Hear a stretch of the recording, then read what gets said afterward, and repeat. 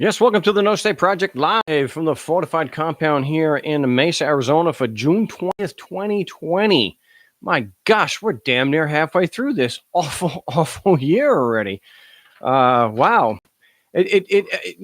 Last year was bad, but wow, this year is really starting to rival it. But glad to be with you here. I must have forgot to put the call-in number into the show notes. So if somebody can punch that in there a few times for me, I appreciate it. You want to join me? It's actually easier if you join me on Skype. It doesn't cost anything.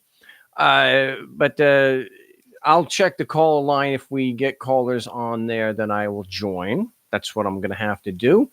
But Skype, Frank Rizzo 3, instant message me first, and then I will get you in. This way I can remain sort of professional there and mute out all the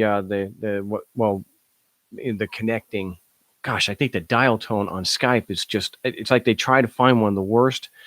Why can't they let you choose that? Why can't you choose the dial tone on Skype? It's just this awful thing. Yeah, Las Vegas, glad that you guys are tuning in. And UK, excellent. Glad to be with you here, guys. But the Frank Rizzo 3 is the best way to join the show this week because I'm very low on the funds there. But you can also reach me at 717-275-8941. Aloha, mahalo. 717-275-8941. And the passcode is 123-3428. That's 123-3428. And when you guys punch that into the show notes, again, Skype going to be the best way to do it. So remember, Frank Rizzo 3, instant message me, and we'll do that there. I do got some stuff to get into. I'm expecting some people are supposed to call. I could talk about law stuff in general as far as education, which is mostly what I did anyway.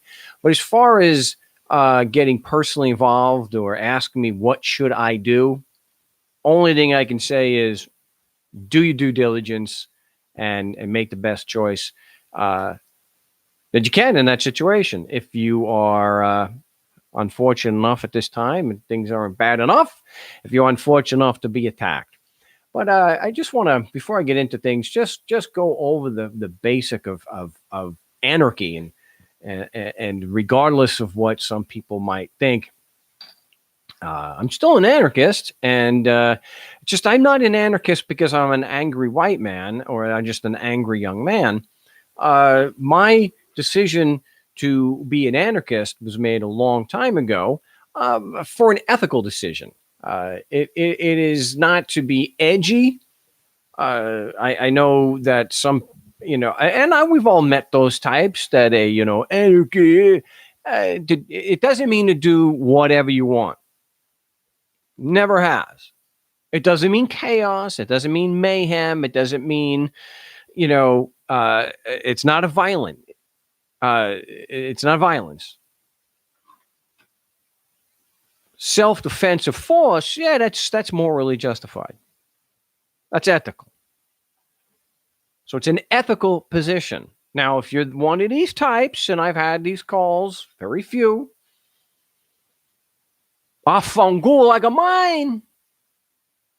I don't know anybody, anything, nobody owes me a damn thing. That's not an ethical person. That's not an ethical position.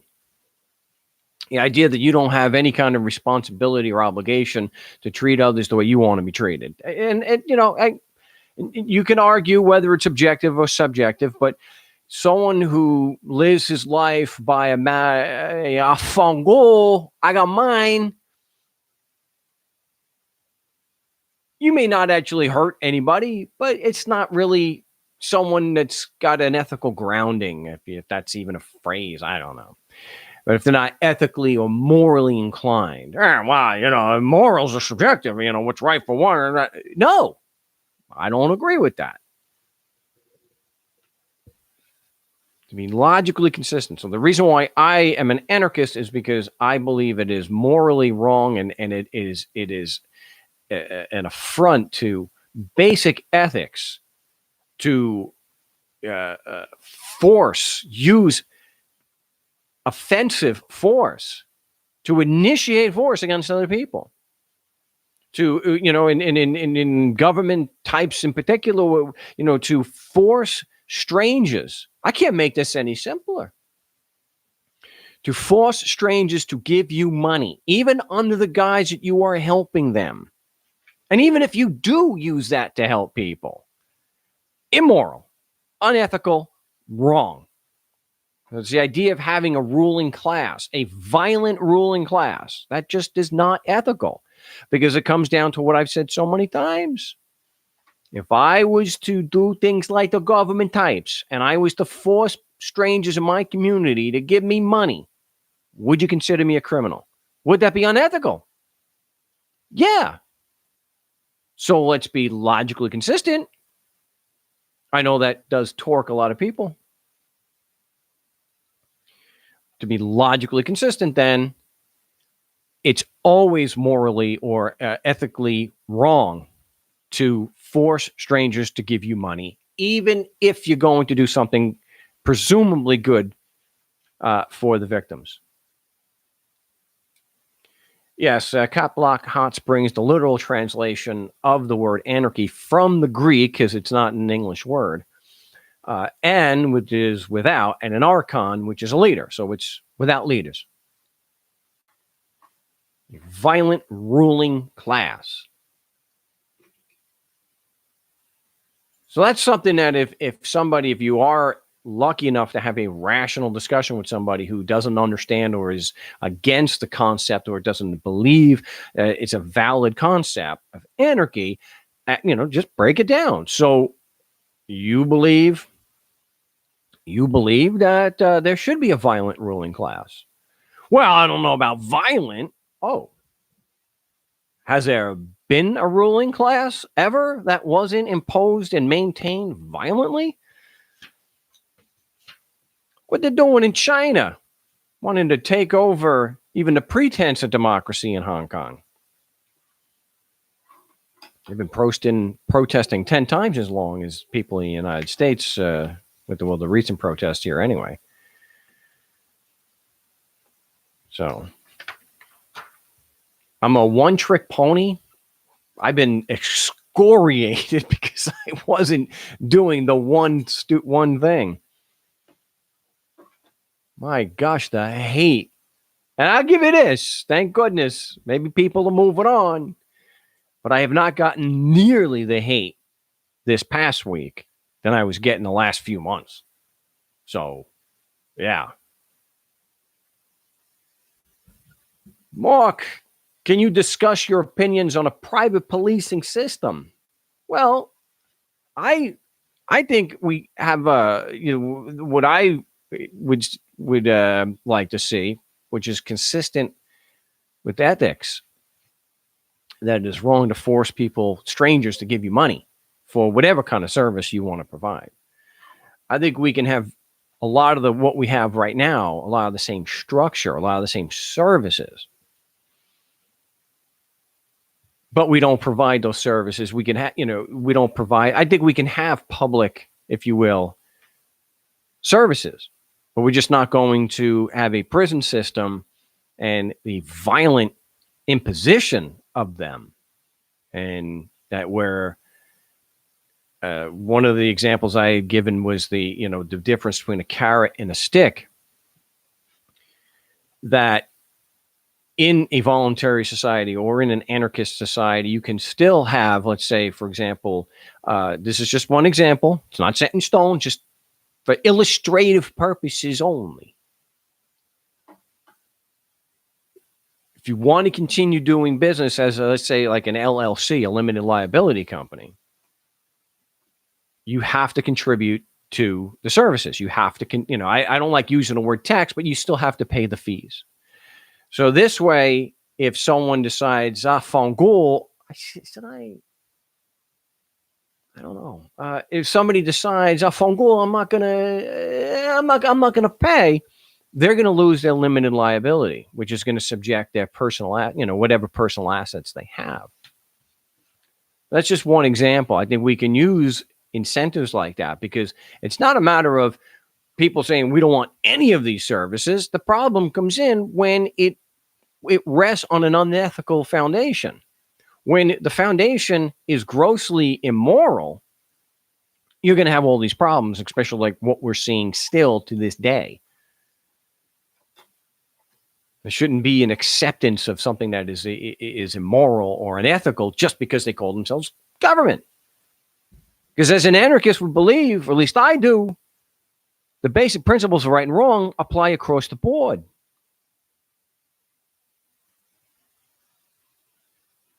Maybe, oh, good Lord, you have to mention Kelly Thomas. That was one of the worst. Maybe Kelly Thomas would still be alive if the entire Fulton PD was worried about liability.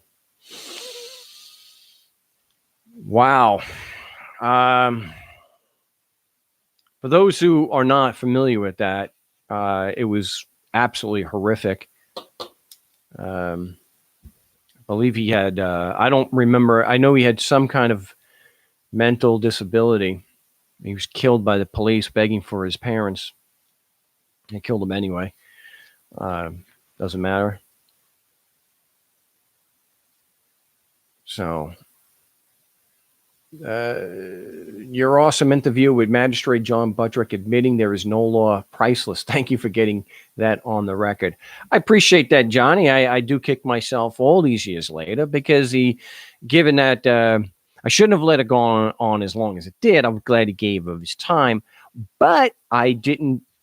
I treated him with kid gloves. He was a friend of Ernest Hancock, and there were things that I should have said.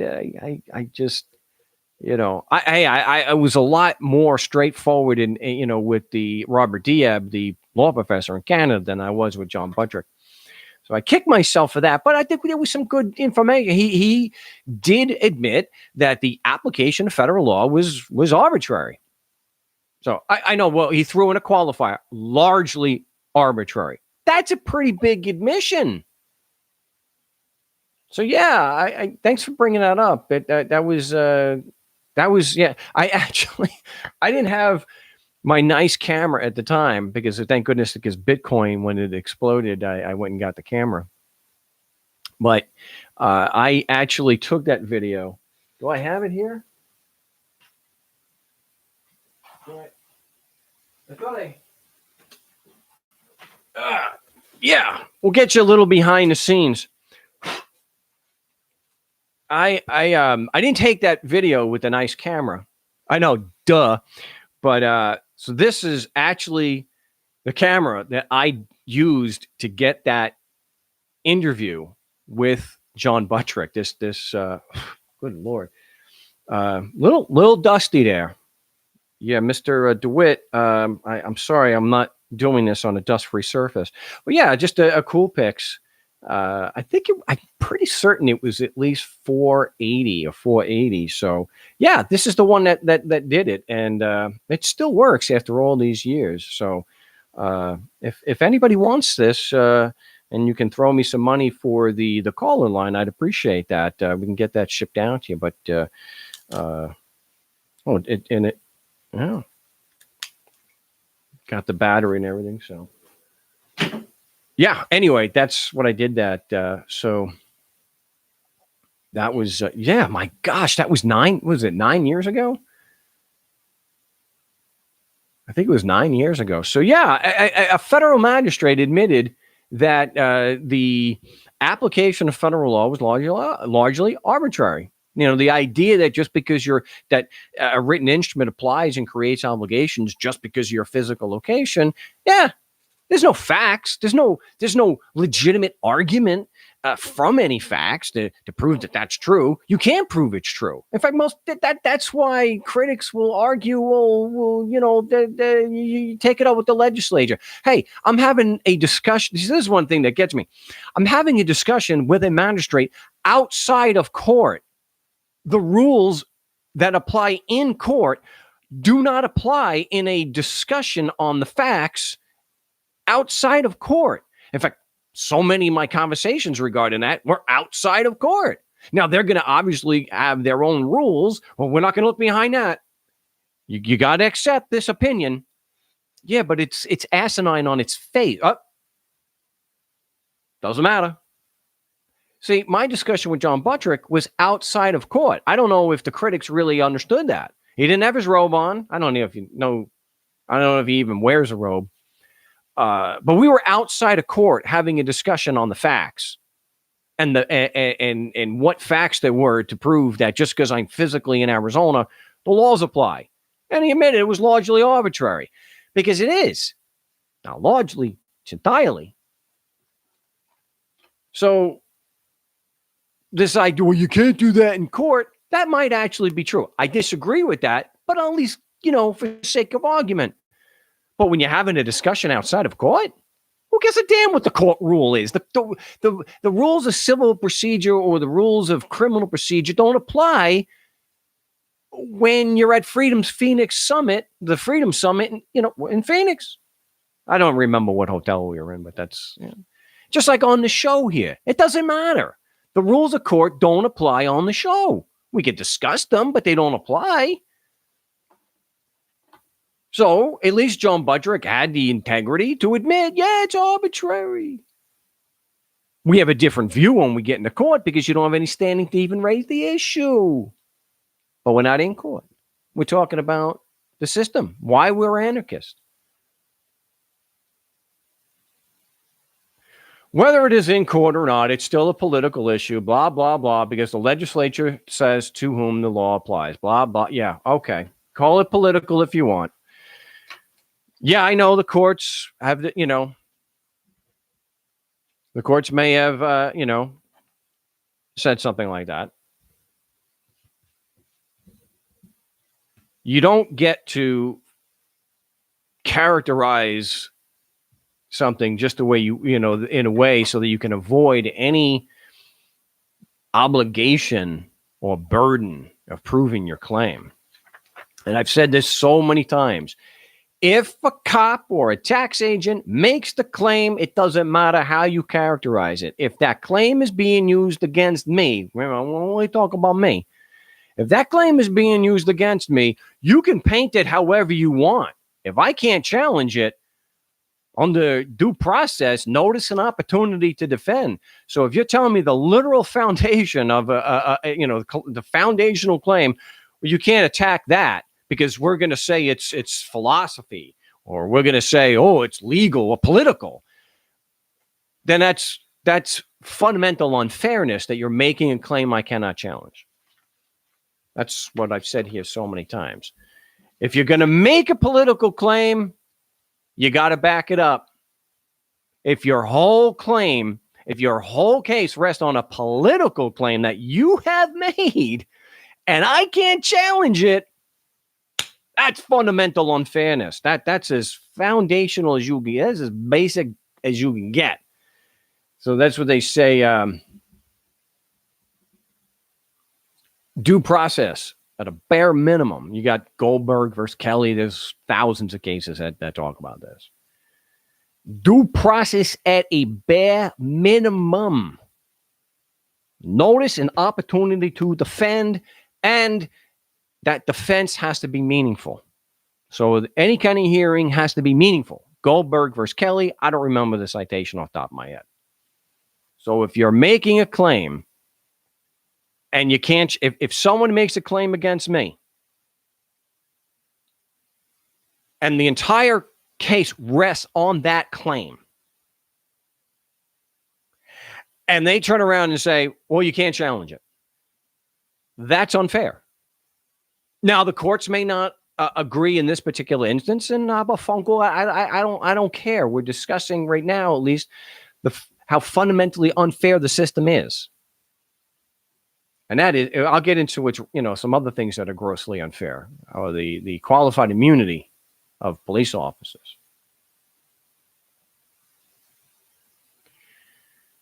But this is pretty basic stuff. And they make the claim. In fact, in cases that I have been personally involved with, that's their claim. Now, some may say, well, the cops are not actually doing that. Yeah, they are. But if you're in that situation or you want to challenge that, go based on the facts of that particular situation, not what someone on the internet is saying. Well, the cops aren't doing that. And then you could counter, or I would counter, yeah, that's exactly what they're doing because the prosecution admitted it. In fact, the Bar Association tried to pull that crap on me. We did not just assume that just because you're physically in Arizona that the laws apply. We didn't just assume that. We didn't. So what do? They pull out International Shoe, which is a fantastic case. And if you haven't read International Shoe, I suggest you give it a read. Because International Shoe, all it does is restate the proposition or the claim. Minimum contacts with the forum state if you're physically here. So they're just still assuming if you're physically here, then we're going to say there's jurisdiction. Are there any facts? Does International Shoe give any facts that would prove that was true? No, they don't. No, they don't. So it's just an assumption, which then is people say, well, it's a political assumption. You can't. How is the act of taking jurisdiction political? I thought when the court did it, it was legal. So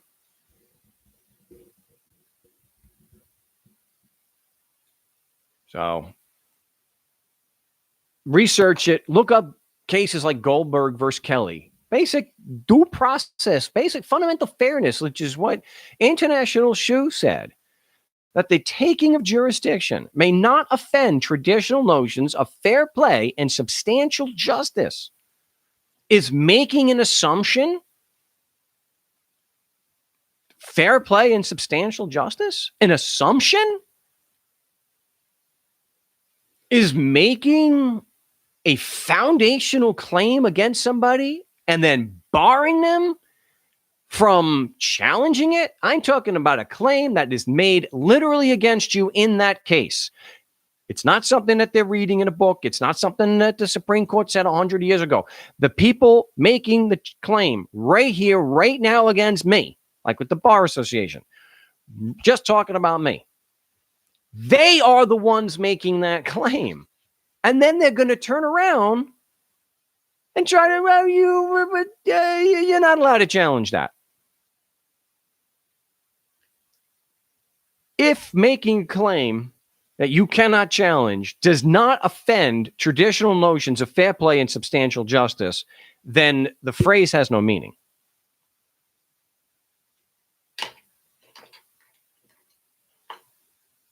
And what it comes down to, this anarchy, what it comes down to is when people turn around and say, that's political and you can't challenge it. It doesn't matter if the IRS is using that literally against you. It doesn't matter. What you're doing, and all those claims are trying to justify a grossly immoral and unethical system. There is no way that anybody could say that when it comes to at least American Anglo-type governments that operate under the claim that governments were instituted to protect life, liberty, and property, it is not even up for dispute that the means contradict the end. Not even up for dispute. And if anybody wants to call and has and can dispute the facts that government is somehow not just men and women, and that these men and women don't force the entire community to give the money, I'd like to hear. 717-275-8941. Passcode is 1233428. So when you are making justifications, when anybody is making a justification that I can't challenge the foundational claim, because they changed the rule, they are just cheerleading for a system that is grossly immoral. And what you can do is you can ask them. I've done it so many times with politicians. Can you make a moral argument for your organization being a legitimate, moral, ethical organization? Do you have a valid argument to that? I mentioned this a while. It's been a while. I actually got a response back from the ethics professor at the ASU Law School. And my question, and I wanted him, either come on the show or just give it to me in writing. Can you argue that the Arizona state government is, by the way it's supposed to operate, is it a moral or ethical organization? The way it's supposed to operate, not with the abuse, so-called, right? He responded back eventually saying, no, I cannot.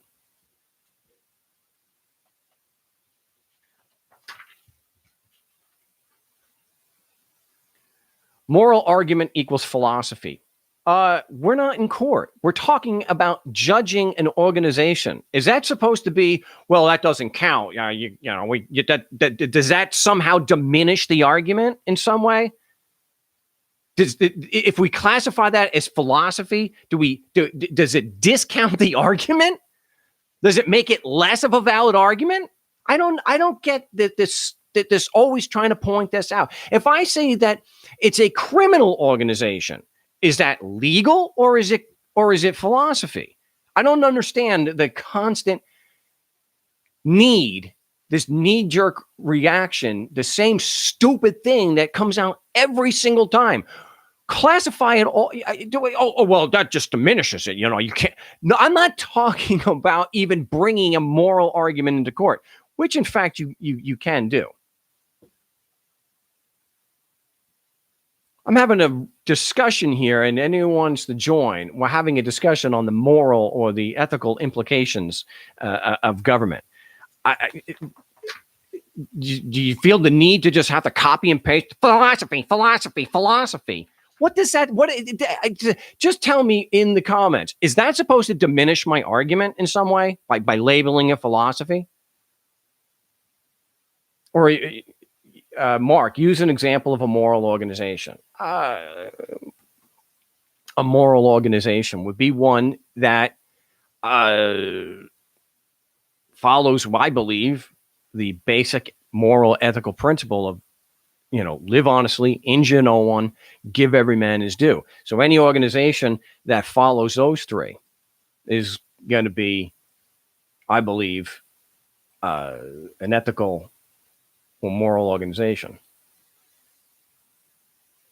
So, was someone calling? Okay. We actually got pretty decent numbers there. Foreign source, the Catholic Church. Yeah, I'm going to have to go ahead and say, go ahead and I'm sure you're being sarcastic, foreign source, say the Catholic Church is a moral organization. And for those who have not seen it, Stephen Fry and Christopher Hitchens were part of a debate on whether the Catholic Church was a force for good in the world. And I like Stephen Fry. I think he's just comes across as a very educated, humble guy, and he just completely dismantles the idea that the Catholic Church is a force for good in the world. So if you haven't seen that, after this show, check it out. I mean, Hitchens does a good job too, but Hitchens is a little off-putting, especially look, his unwavering support of the Bush administration. I couldn't wrap my mind around it. I just couldn't. So and plus I just think that Stephen Fry did a better job. So let's say Hitchens did a really good job. I mean, Stephen Fry hit it out of the park. Hitchens may have gotten a double, but Stephen Fry hit a home run. So definitely check that out. And mind you, he had I think he did it. I think they did. Did they do it in a church? Did they? I think was that the venue. I don't remember, but definitely check it out. So, but it is a deeply criminal organization. So if I say so, we could just say criminal, and that's legal, right? Does that do away with the philosophy? So when we talk about how illegitimate the something like the Taliban as a government or the ISIS, that's just political philosophy. It's not okay. If it doesn't diminish the argument, I don't give a damn what someone on YouTube, calls it. I really don't care. But the facts, we're talking about the facts. This isn't political theory or philosophical kind of, theory. We're talking about facts. They are men and women. They force the community to give them money. That is wrong. And so for the critic there, do you support government? Do you think it's okay? Do you think it makes them a valid organization to force the community to give them money, that they do things that if I or you did it, it would be considered criminal? Do you believe that organization? So since you cheerlead for this organization constantly on my videos, every single week with the same stupid comments, do you, yes or no, do you believe that the American governments, state, local, and federal, as they're supposed to operate by their sacred laws, are they moral and ethical institutions or organizations? Just say, yes, I believe that they are moral, or no. And then maybe, if you think that they are a moral organization, provide an argument. I'd like to hear it. But because it is and has always been a deeply immoral, unethical, criminal organization, again, the facts. They force people in the community, strangers, they force them to give the money. There is a force continuum. You pay or you go to prison. That is criminal. You can't help but have the abuses. And you have an organization, and it's common to any organization, for self-preservation. That whatever the organization was formed to do, it tends to look out for its own self-interest and its own continued existence above all else. So you get to the issue of immunity. And if you were supposed to have where there was no king, and we're talking specifically in the United States, that the idea of the king, a hereditary king who is somehow God's instrument on the earth, literally speaking for a god, Odin or Zeus, Poseidon.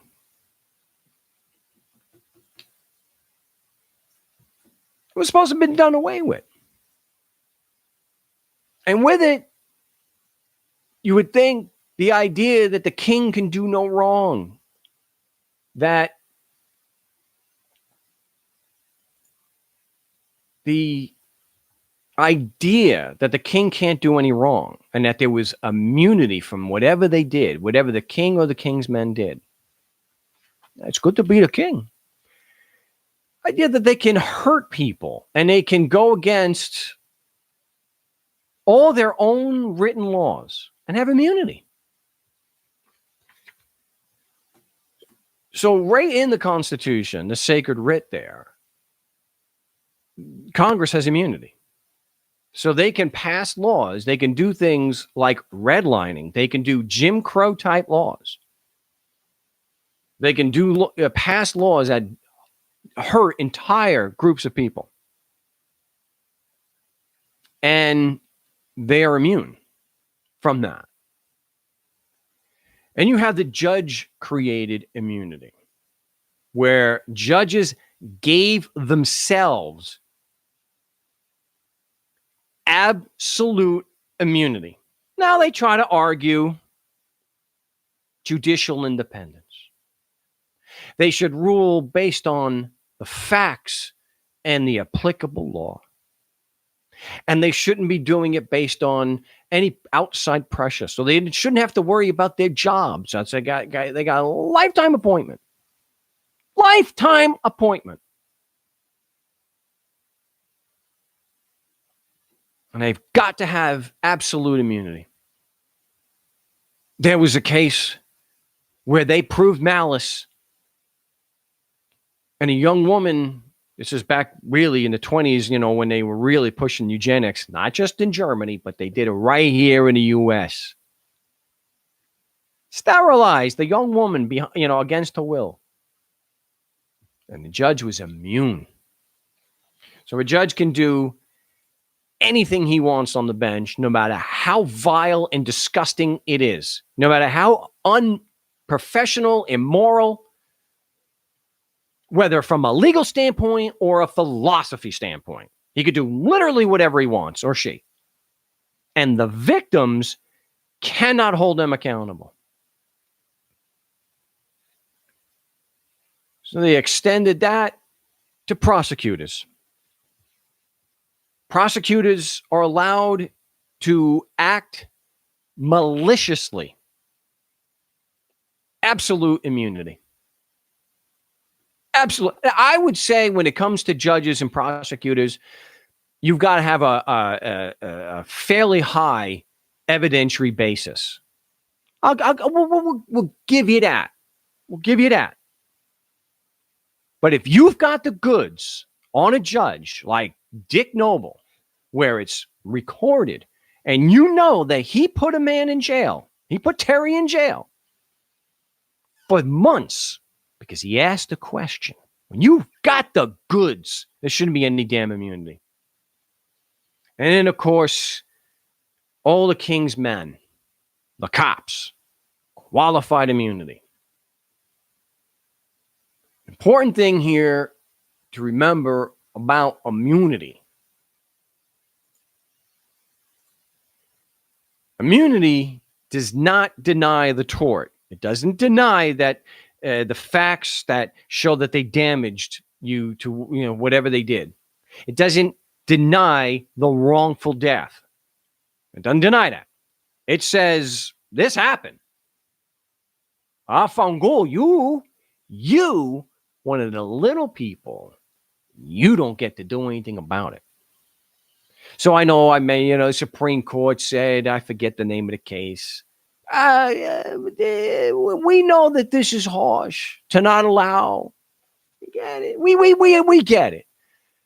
But civil suits are not the only way to hold judges and prosecutors accountable. They can be impeached. A judge can be impeached. There could be criminal charges.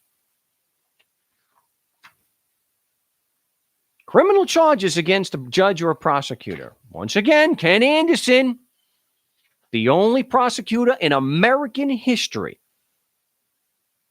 put an innocent man in prison for over 25 years.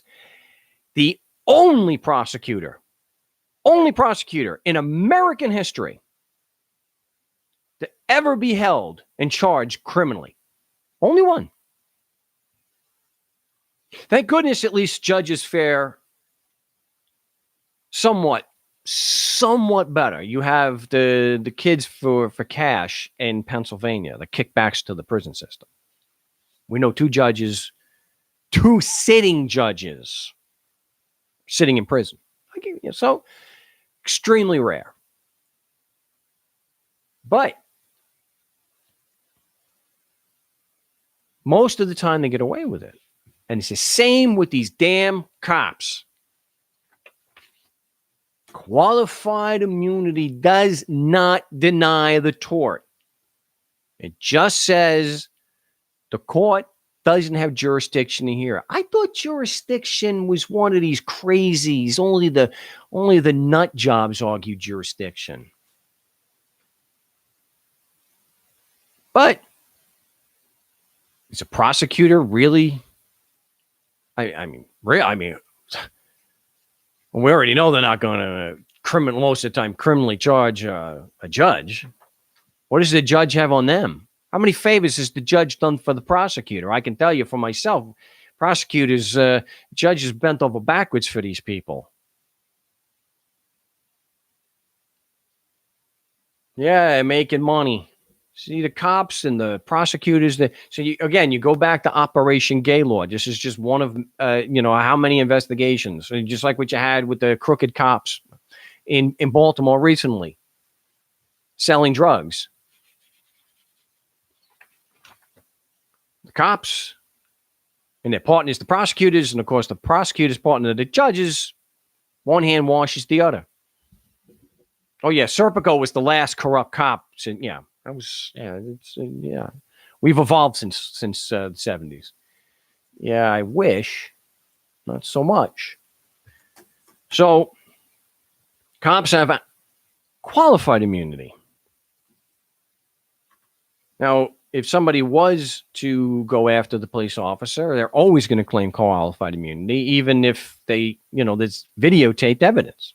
They're going to do it because it's going to take years in litigation, including appeals, years before. So you have to hope that you have enough money. Hope that you got enough money that you can do that.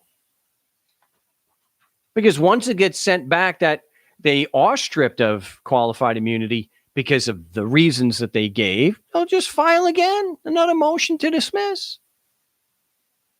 They'll keep you tied up in litigation for a decade. So, again, just like Eric Garner was murdered on videotape for doing an already banned chokehold.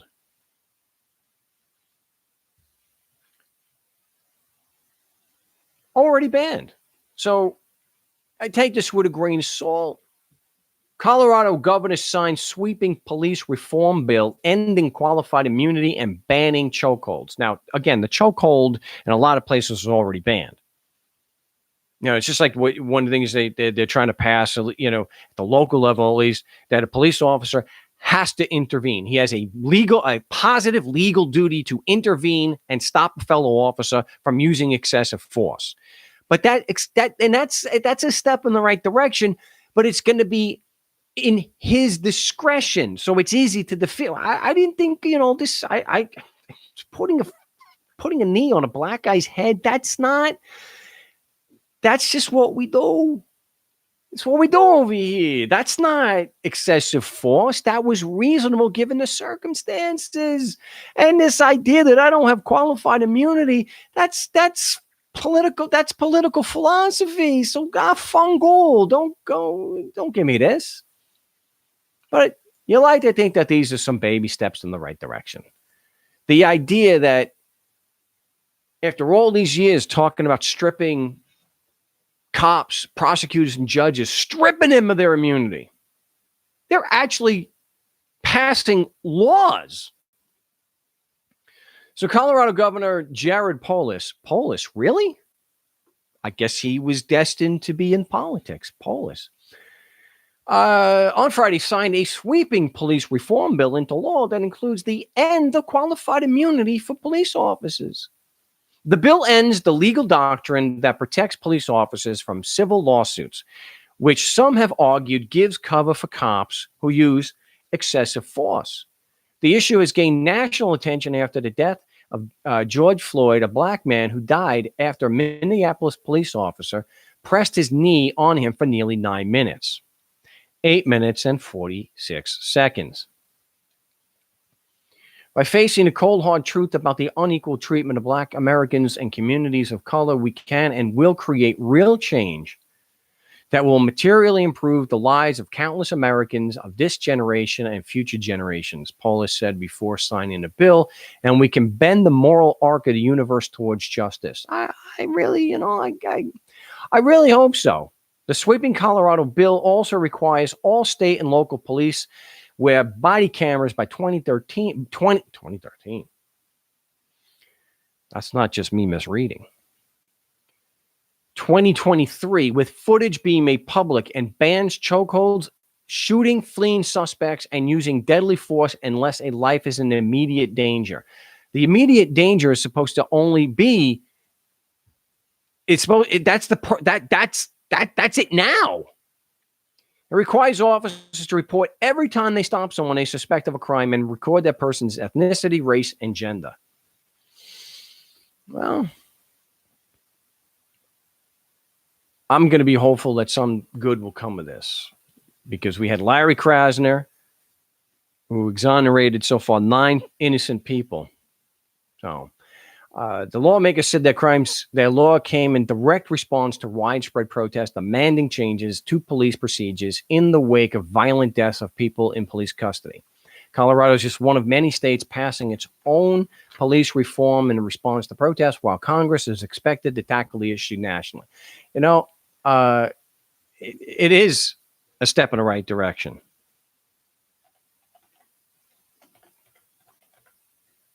We shall see. I think that this is just especially since that there was a more than a few people hung in the last week or so.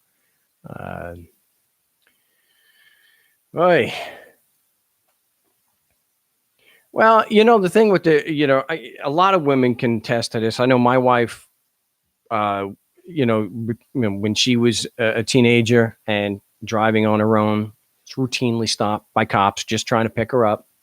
But, so if they had to record, the gender, well, it was a 17-year-old female. Again, you've stopped this 17-year-old girl 6 times in the past month. What the hell's going? And you didn't give a ticket anytime. What was the probable cause?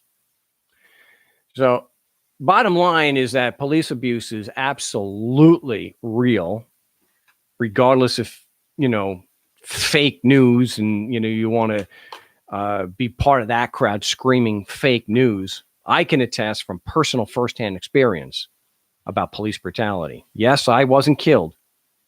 No, I wasn't beaten and put in the hospital. No, I wasn't begging for my mother while they were killing me. But I can personally attest to police abuse. And it is not fun, and it is not fake news. It's all too real. So steps like this, if it took burning down Minneapolis to get this criminal organization called government, if it took burning stores down, because what else? If people weren't protesting, I'm not advocating burning things down, but it seems to be that the only way to get politicians to do things and step in the right direction, even if they're just baby steps, is to get out and protest. We can't say that these protests have not led to major reform. They did. But, and I'll say it, if you've got a Larry Krasner, on the ballot, 9 innocent people. 9 innocent people. And I have not seen where Larry Krasner and his office is indicting some of those 30 prosecutors that were in the office and that quit or were fired. I don't know if they're looking at grand jury investigations into that. Boy, wouldn't that be something? Let's say 10 prosecutors from his office, and they've got the goods because they got the files. They were to indict prosecutors for knowingly. And those weren't rich people that they were putting in prison falsely. They weren't pasty white rich people. People couldn't defend themselves. So, but they commit statistics, Mark. 9 people so far. Not rich white people. That's for damn sure. It happens that white people, of course, are falsely convicted every day. Sure. I get it. But they're not rich white people. And that is the power dynamic. So I was surprised. I was expecting some people to call today. So maybe they'll give they'll give us a call next week. So I'm kind of glad that we saved some of the money. There were no callers. Wesley's saying, "Yeah, go on to the callers." No one has contacted me on Skype, and nobody's on the caller line. So I just saved a few bucks, which I need to do. So I'm literally on the phone. There's not a... Okay, I can't see any caller, but what we'll do is I'll connect. But I'm just give me a moment here, folks. I'm looking at my Skype and my caller line, and there was nobody on. So we'll see if we can correct that. Maybe because I'm not on the caller line, I can't see, but I don't think it works that way.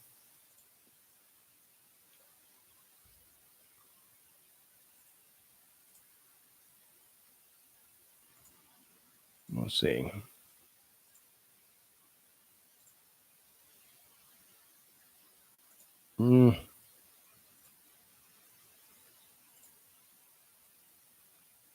There's no... all right. All right, give a call back. Give a call back, and we'll see. Well, the missing body cam footage is not always with rich people. The missing body cam footage is usually with poor people who can't afford the law firm to go after the police department and be able to pay to have that data recovered. So, okay, here we go. I think we can see. Whoa, Wesley. I think we've got that straightened out now. Let me see what we got to do. All right, we got Wesley. And area code 971. You're live on the show.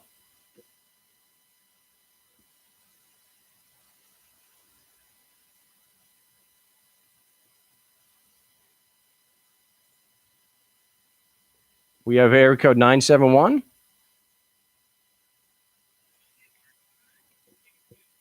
Yeah, I can hear you just fine.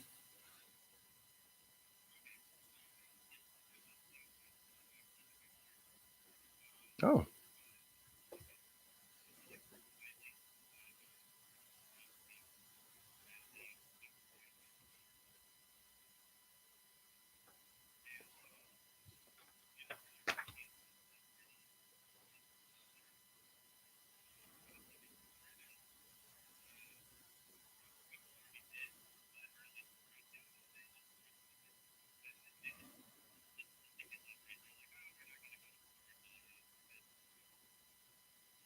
Cool.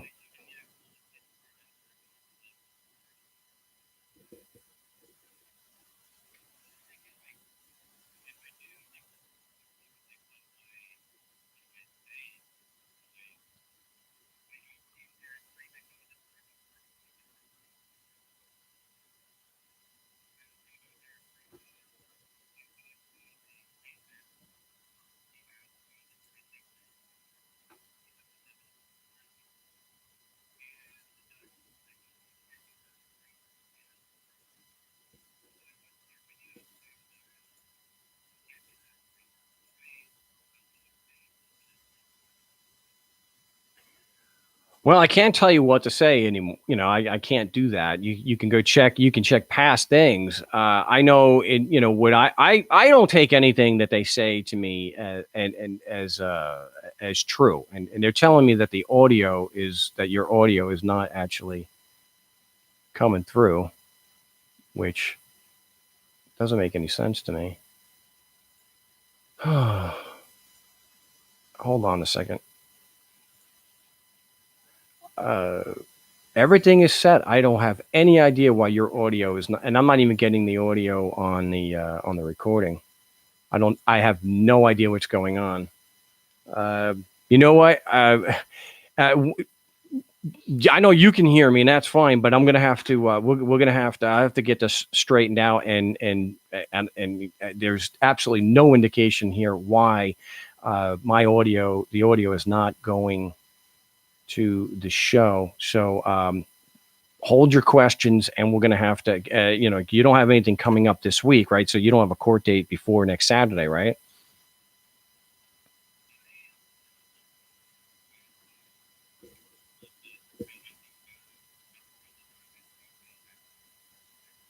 Yeah, I'm sorry, guys. I appreciate the call, Wes. I'm gonna do what I can. Again, there's no indication whatsoever as to why I'm not getting the audio, but I checked everything. It doesn't make any sense. If you're getting my audio, you should be getting his. That's the way the mixer works. So I apologize for that. I will, so we'll take that call next week. And when we do talk about it, I could talk about what I've done in the past, but there's no suggestion that you or anybody else, I'm not making any suggestions that anybody, how did that happen? Anyway,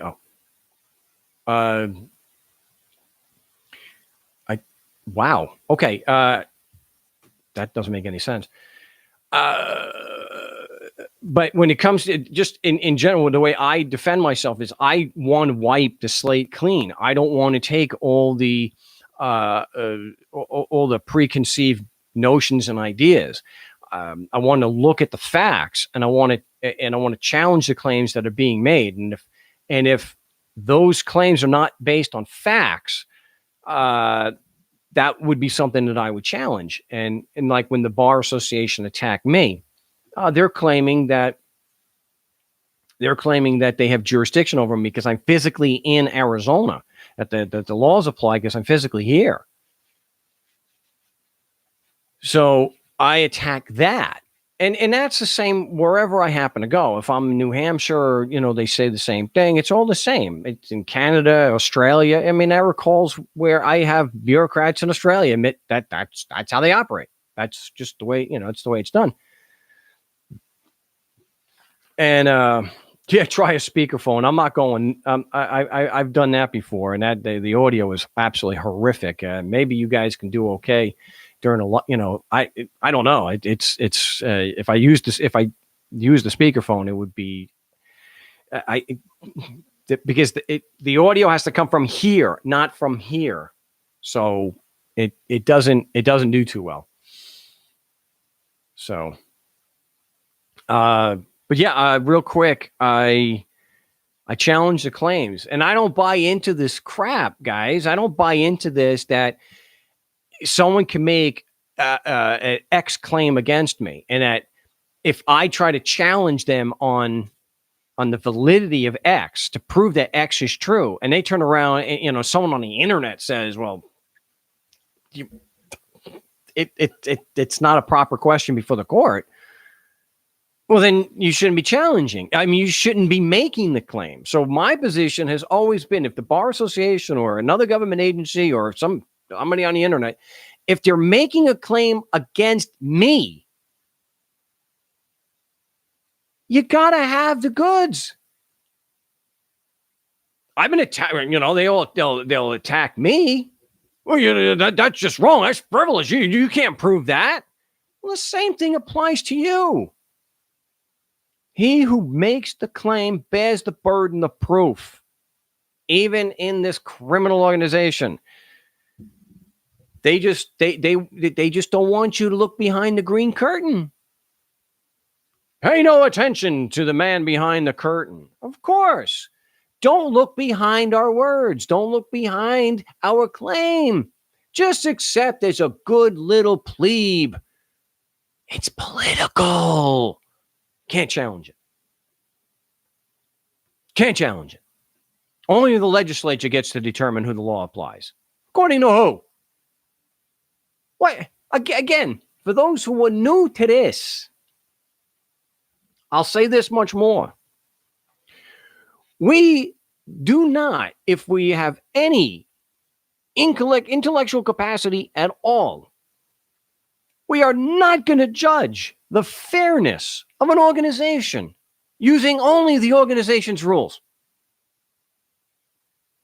That's ridiculous. So the examples I give, we're not going to make a fairness call, a judgment on the Chinese government by only looking at Chinese law. If you go into Saudi Arabia, there's nothing wrong with beheading people who are not Muslims. Throwing someone off a roof and killing them because they are gay, nothing wrong with it. Who is going to possibly argue you cannot judge the Saudi Arabian government using basic principles of logic and reason and basic principles of right and wrong? You cannot do that. You have to. It is perfectly legal to kill homosexuals for being homosexual, and it's right there. Don't come on. You can't look to just their rules. And to try to frame an argument or a position or to defeat an argument that an organization is grossly immoral or unethical by trying to frame it that in terms of you can't do that. You have to use their rules only. You have to use their rules. Fungal. What kind of logic is this? Everything the mafia did, they're going to judge as right. It's a meme now. We've investigated ourselves and found no wrongdoing. It's the same thing here. Well, we have a rule that says you're not allowed to do that. I'm saying that's not fair because even under your own rules, I want everyone take a few minutes, take the 15 minutes, look up international shoe. When U.S. Supreme Court, it's like 50, 60, 70 years old. It's what they call a landmark decision. The taking of jurisdiction may not offend traditional notions of fair play and substantial justice. And if the act of taking jurisdiction is one of violence, if it is one where it is a claim that has no foundation, and has no support, then doing so, I believe, offends traditional notions of fair play and substantial justice. And that is a legal argument, not philosophy. It's taking the basic ruling of the U.S. Supreme Court and applying it here.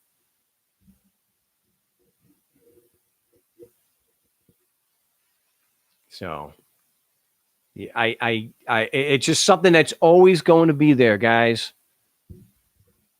And just like I said to the bar, the idea of challenging the legitimacy or challenging the foundational legal claim of jurisdiction is not new or exclusive to me. So I anticipated screams, just screeching,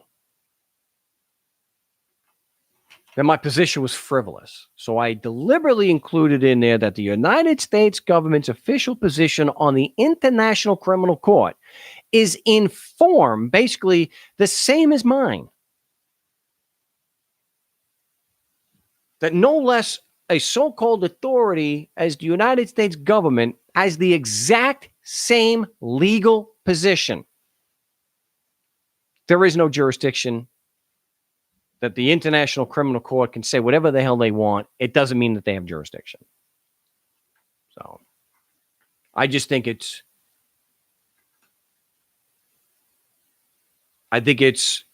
immoral, and I think it's dishonest to say that you have to use the rules of the organization to judge the fairness of their actions. I think it's crazy. It's easier to see the wisdom there and how right the argument is when you use something like the Chinese government, when you use the maniacs running things in Afghanistan or Saudi Arabia. The same thing applies right here. The proceedings are not fair.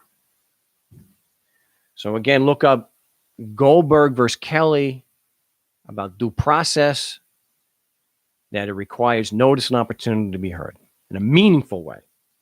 So should have everything squared away for next week. I haven't had a tech issue in a while. I'm still a bit bewildered as to why that happened, but I will be live next week.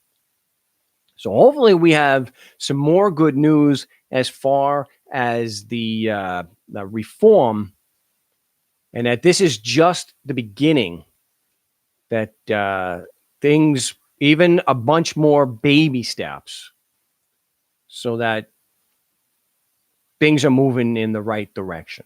So hopefully, that's something that I can report there, and we'll get it squared away, and we'll take your call. So whoever we didn't get to today, I apologize for that. But I'll be back next week, next Saturday, same time, right here on my YouTube channel. So this has been No Stay Project for June 20th, 2020. And so till next week, salud a tutti.